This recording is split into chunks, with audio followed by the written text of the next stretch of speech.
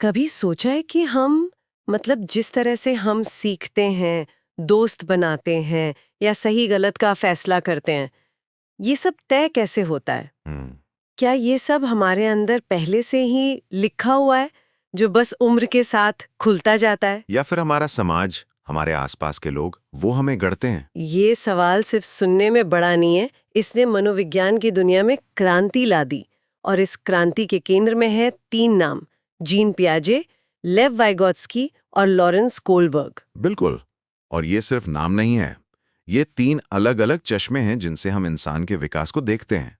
इनके विचार इतने मौलिक हैं कि आज की शिक्षा से लेकर पेरेंटिंग तक सब कुछ इनसे प्रभावित है। और अगर कोई सीटीईटी जैसी परीक्षा की तैयारी कर रहा है, तब तो ये तीनों नाम तब तो ये त्रिमूर्ति हैं।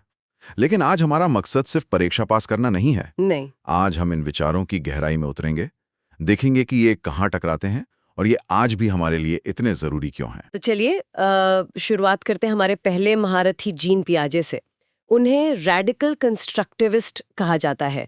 ये सुनने में तो बहुत भारी शब्द लगता है। हाँ, लगता है। इसका असल मतलब क्या है? इसका सीधा सा मतलब है कि पियाजे के लिए बच्चा एक नन्हा वैज्ञानिक है। नन्हा वैज्ञानिक? हाँ, वो कोई खाली स्लेट नहीं है जिसमें हम ज्ञान भरते हैं। नहीं। नहीं, बल्कि वो जन्म से ही जिज्ञासु है और अपने छोटे छोटे प्रयोगों से दुनिया को समझने की कोशिश करता है। वो चीजों को छुएगा, मुंह में डालेगा, ढकेगा भी। बिल्कुल।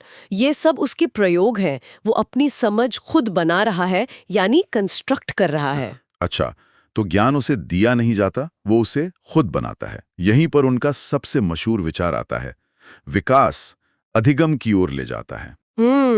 Development leads learning. इसका मतलब तो ये हुआ कि हम बच्चे को कुछ सिखाने में जल्दबाजी नहीं कर सकते। आपने बिल्कुल सही पकड़ा। पियाजे के लिए उम्र और जैविक परिपक्वता, मतलब बायोलॉजिकल मैच्योरेशन, सब कुछ है। उनका मानना था कि बच्चे का दिमाग एक तय क्रम में विकसित होता है। कुछ स्टेज में। हाँ, कुछ स्टेज में। आप एक 5 साल के बच्चे को अलजेब्रा नहीं सिखा सकते, चाहे आप कितनी भी कोशिश कर लें। क्योंकि उसका दिमाग अभी तैयार नहीं है। एग्जैक्टली। विकास पहले होगा, सीखना उसके पीछे पीछे आएगा। तो फिर ये सीखने की प्रक्रिया होती कैसे है? अगर बच्चा खुद ही सब कुछ सीख रहा है, तो उसका दिमाग नई जानकारी को प्रोसेस कैसे करता है?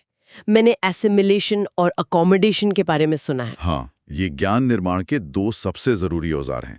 पहला है एसिमिलेशन, यानी आत्मसातकरण। ठीक है। एक का मतलब है नई जानकारी को अपने दिमाग में पहले से बने हुए फोल्डर्स में फिट करना।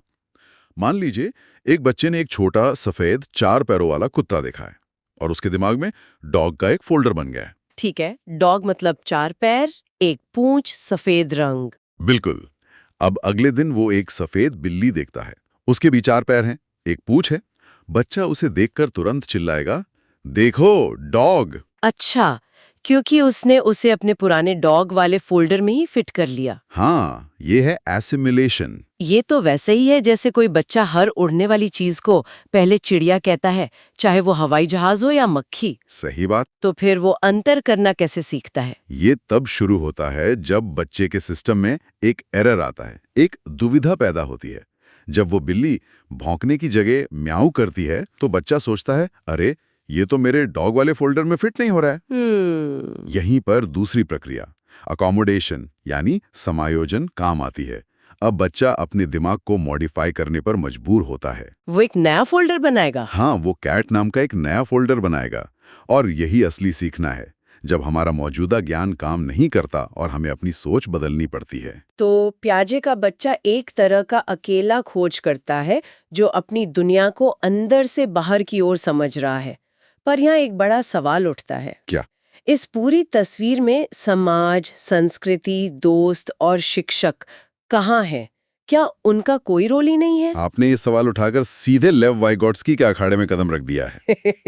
अगर पियाजे का बच्चा एक अकेला वैज्ञानिक है, तो वाइगोट्स्की का बच्चा एक सामाजिक प्राणी है।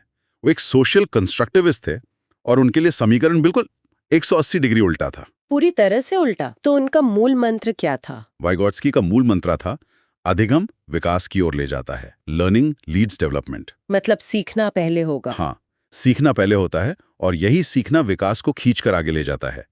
यह एक बाहर से अंदर की प्रक्रिया है। बच्चा समाज और संस्कृति से भाषा जैसे औजार लेता है और फिर उनका इस्तेमाल करके उसका विकास होता है। ये बहुत दिलचस्प है। तो इस सामाजिक सीखने को संभव बनाने के लिए वाइगोत्स्की ने कौन से उपकरण या कहूँ हथियार दिए हैं? उन्होंने 3 बेहद शक्तिशाली विचार दिए हैं। पहला है ZPD। Zone of proximal development. हाँ, समीपस्थ विकास का क्षेत्र। सुनने में थोड़ा मुश्किल लगता है ना, हाँ, थोड़ा सा। पर है बहुत सिंपल। ZPD बस वो दायरा है जो एक बच्चा अकेले क्या कर सकता है और किसी की मदद से क्या कर सकता है के बीच का अंतर है। ये सीखने का स्वीट स्पॉट है। अच्छा, न बहुत आसान न बहुत मुश्किल। बिल्कुल। और इस ZPD को पार करने के लिए जो मदद दी जाती है, उसे क्या कहते हैं? उस मदद को स्कैफोल्डिंग यानी पौड़ या ढांचा कहा जाता है। ये एक अस्थायी मदद है, जैसे साइकिल सिखाना। हाँ, जब पिता पीछे से साइकिल पकड़ते हैं। वो बस उतनी ही मदद देते हैं जितनी जरूरी है, और जैसे ही बच्चा संतुलन बनाने लगता है वो धीरे धीरे हाथ हटा लेते हैं। वो है स्कैफोल्डिंग। और जो व्यक्ति ये मदद दे रहा है वो कौन होता है? वो होता है तीसरा हथियार, MKO यानी मोर नॉलेजेबल अदर, अधिक ज्ञानी दूसरा। ये कोई भी हो सकता है, टीचर, माता पिता। कोई भी, टीचर, माता पिता, बड़ा भाई या कोई दोस्त भी। वाइगोत्स्की के लिए सीखना कभी अकेले में नहीं होता, यह हमेशा एक सामाजिक गतिविधि है। ठीक है, तो पियाजे का बच्चा अंदर से सीख रहा है और वाइगोत्स्की का बाहर से। लेकिन एक ऐसी स्थिति है जहां दोनों के विचार सिरे सिरे टकराते हैं। जब कोई बच्चा खेलते हुए खुद से बातें करता है तो क्या होता है? ये उनके बीच का सबसे बड़ा वैचारिक युद्ध का मैदान है। पियाजे ने जब बच्चों को खुद से बात करते देखा तो उन्होंने इसे ईगोसेंट्रिक स्पीच कहा। अहंग केंद्रित वार्ता। हाँ, उनके लिए ये बच्चे की अपरिपक्वता का संकेत था। उनका मानना था कि बच्चा ये इसलिए कर रहा है क्योंकि वो दूसरे का दृष्टिकोण नहीं समझ सकता, वो बस अपने मन की बात बोल रहा है, इसका कोई खास काम नहीं है। एक मिनट, लेकिन कई बार जब मैं कोई मुश्किल काम कर रही होती हूँ, जैसे कोई फर्नीचर जोड़ना, तो मैं भी तो खुद से बात करती हूँ, ठीक है पहले ये पेंच लगाना है। मुस्कुराते हुए। तो क्या पियाजे के हिसाब से मैं भी अपरिपक्व हूँ? आपका यही सवाल, यही तो वाइगोत्स्की का जवाब है। वाइगोत्स्की ने कहा, एक मिनट रुकिए, ये बेकार की बड़बड़ नहीं है। तो ये क्या है? उन्होंने इसे प्राइवेट स्पीच यानी व्यक्तिगत वार्ता का नाम दिया। उनके अनुसार यह बच्चे के लिए एक बेहद जरूरी कॉग्निटिव टूल है, एक औजार है। औजार? किस तरह का? बच्चा भाषा का इस्तेमाल अपने विचारों को व्यवस्थित करने, अपने कामों को दिशा देने और सेल्फ रेगुलेशन सीखने के लिए कर रहा है। आपकी ही तरह वो मुश्किल काम को आसान बनाने के लिए खुद को निर्देश दे रहा है। वाह! तो एक ही व्यवहार की दो बिल्कुल अलग व्याख्याएं, एक उसे कमी मानता है और दूसरा उसे एक ताकत। ये तो एकदम साफ हो गया। तो अब तक हमने ये समझा कि बच्चा दुनिया को समझता कैसे है, लेकिन वो ये कैसे तय करता है कि क्या सही है और क्या गलत। यहाँ हमारे तीसरे विचारक लॉरेंस कोलबर्ग की एंट्री होती है। हाँ, अब हम संज्ञानात्मक विकास से नैतिक विकास की ओर बढ़ते हैं। लॉरेंस कोलबर्ग इस बात से बहुत प्रभावित थे कि लोग सही और गलत का फैसला कैसे करते हैं, और इसके लिए उन्होंने अपनी प्रसिद्ध हाइंस की दुविधा का इस्तेमाल किया। बिल्कुल। कहानी कुछ यूं है कि हाइंस नाम के एक आदमी की पत्नी कैंसर से जूझ रही है। एक फार्मासिस्ट ने एक दवाई बनाई है जो उसकी जान बचा सकती है, लेकिन वो उसकी लागत से 10 गुना ज्यादा कीमत मांग रहा है। हाइंस के पास उतने पैसे नहीं है। नहीं है, वो सबसे उधार मांगता है, लेकिन फिर भी आधी कीमत ही जुटा पाता है। आखिर में हताश होकर हाइंस दुकान में घुसकर अपनी पत्नी के लिए वो दवा चुरा लेता है। और फिर कोलबर्ग लोगों से पूछते थे, क्या हाइंस को दवा चुरानी चाहिए थी? हाँ, लेकिन मजे की बात यह है कि उन्हें हाँ या ना में कोई दिलचस्पी नहीं थी। तो फिर किसमें थी? उस जवाब के पीछे के तर्क में, रीजनिंग में। कोई क्यों सोचता है कि ये सही था या गलत था? और इसी तर्क के आधार पर उन्होंने नैतिक विकास के 3 स्तर बताए। और वो 3 स्तर क्या हैं? पहला स्तर है प्री कन्वेंशनल, जो छोटे बच्चों में होता है। इस स्तर पर नैतिकता का आधार सजा और इनाम होता है। एक बच्चा कहेगा चोरी नहीं करनी चाहिए क्योंकि पुलिस पकड़ लेगी। मतलब सजा से बचना ही नैतिकता है। हाँ। दूसरा स्तर है कन्वेंशनल, जो ज्यादातर वयस्कों में पाया जाता है।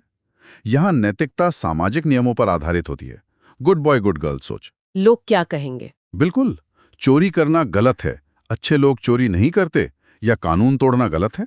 यह है दूसरा स्तर। और तीसरा? बहुत कम लोग तीसरे स्तर तक पहुंचते हैं, वो है पोस्ट कन्वेंशनल। यहाँ नैतिकता व्यक्तिगत सार्वभौमिक सिद्धांतों पर आधारित होती है। व्यक्ति समाज के कानूनों से ऊपर उठकर सोचता है। वो क्या कहेगा? वो कह सकता है कानून जरूरी है, लेकिन किसी की जान बचाने का अधिकार कानून से भी बड़ा है। ये सबसे जटिल स्तर का नैतिक तर्क है। ये सिद्धांत सुनने में बहुत तर्कसंगत लगता है, लेकिन इंसान की नैतिकता इतनी सीधी तो नहीं होती। क्या इस सिद्धांत पर कभी सवाल नहीं उठाए गए? हाँ, और ये आलोचना बहुत जरूरी है। इसकी सबसे बड़ी आलोचक उन्हीं की एक छात्रा थी, कैरोल गिलिगन। उन्होंने कहा कि कोलबर्ग का सिद्धांत जेंडर बायस्ड है। जेंडर बायस्ड मतलब लैंगिक रूप से पक्षपाती? वो किस आधार पर? इस आधार पर कि कोलबर्ग ने अपने सारे अध्ययन, अपना सारा डेटा सिर्फ लड़कों और पुरुषों से इकट्ठा किया था। क्या महिलाएं उनके सैंपल में थी ही नहीं? बिल्कुल नहीं। गिलिगन का तर्क था कि आप सिर्फ आधी आबादी पर स्टडी करके पूरी मानवता के लिए नैतिक विकास का सिद्धांत नहीं बना सकते। सही बात है। उन्होंने पाया कि जब लड़कियों से यही सवाल पूछा जाता तो वे एक अलग दृष्टिकोण से सोच रही थीं। और वो अलग दृष्टिकोण क्या था? यानी एथिक्स ऑफ केयर के दृष्टिकोण से सोचती हैं। वो ये नहीं सोचती कि नियम क्या कहता है, बल्कि ये सोचती हैं कि मेरे किस फैसले से रिश्तों को सबसे कम नुकसान पहुंचेगा। ये तो बहुत बड़ा अंतर है। जी। तो चलिए अब इन तीनों महारथियों के सिद्धांतों का सार निकालते हैं। अगर हर विचारक के लिए एक लाइन याद रखनी हो तो वो क्या होगी? इसे ऐसे याद रख सकते हैं। पियाजे के लिए बच्चा एक अकेला वैज्ञानिक है, उम्र सब कुछ है। ठीक है। वाइगोस्की के लिए बच्चा एक सामाजिक प्रशिक्षक है, समाज और भाषा सब कुछ है। और कोलबर्ग के लिए बच्चा एक नैतिक जज है, उसके लिए तर्क सब कुछ है। बेहतरीन। तो चलिए इस ज्ञान को एक व्यवहारिक स्थिति में डालकर देखते हैं। मान लीजिए एक सवाल आता है। एक 5 साल की बच्ची अपनी गुड़िया के लिए घर बनाते हुए जोर जोर से खुद को निर्देश दे रही है, नहीं ये ब्लॉक यहाँ नहीं, यहाँ लगेगा। ये व्यवहार किसके अनुसार क्या है? ये क्लासिक उदाहरण है।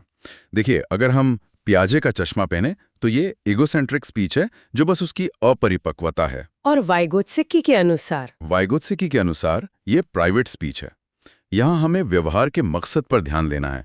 वो भाषा का उपयोग अपने काम को दिशा देने और योजना बनाने के लिए कर रही है। एक औजार की तरह? बिल्कुल, एक औजार की तरह। इसलिए ये साफ तौर पर वाइगोत्स्की के सिद्धांत का उदाहरण है। बिल्कुल सही। तो आज की चर्चा को समाप्त करते हुए श्रोताओं के लिए एक विचार छोड़ जाते हैं। हमने देखा कि ये सिद्धांत बचपन की व्याख्या कैसे करते हैं, लेकिन ये पैटर्न अकेला वैज्ञानिक, सामाजिक प्रशिक्षु या नियम पालक जज, क्या ये वयस्क होने पर हमारे साथ नहीं रहते? ये एक बहुत गहरा सवाल है। सोचिए, जब आप अकेले बैठकर कोई नई स्किल जैसे गिटार बजाना सीख रहे होते हैं, तो क्या आप पियाजे के नन्हे वैज्ञानिक की तरह प्रयोग नहीं कर रहे होते? और जब आप अटक जाते हैं और YouTube पर ट्यूटोरियल देखते हैं या किसी दोस्त से मदद मांगते हैं, तो क्या आप वाइगोत्स्की के ZPD में नहीं आ जाते? और जब आप ट्रैफिक में फंसे होते हैं और रेड लाइट तोड़ने का मन करता है, लेकिन फिर सामाजिक नियमों का सोचकर रुक जाते हैं, तो क्या ये कोलबर्ग का पारंपरिक स्तर नहीं है? शायद विकास का मतलब इन चरणों को पीछे छोड़ना नहीं, बल्कि इन सभी दृष्टिकोणों को अपने मानसिक टूलकिट में शामिल करना है और ज़रूरत के हिसाब से सही औजार का इस्तेमाल करना सीखना है।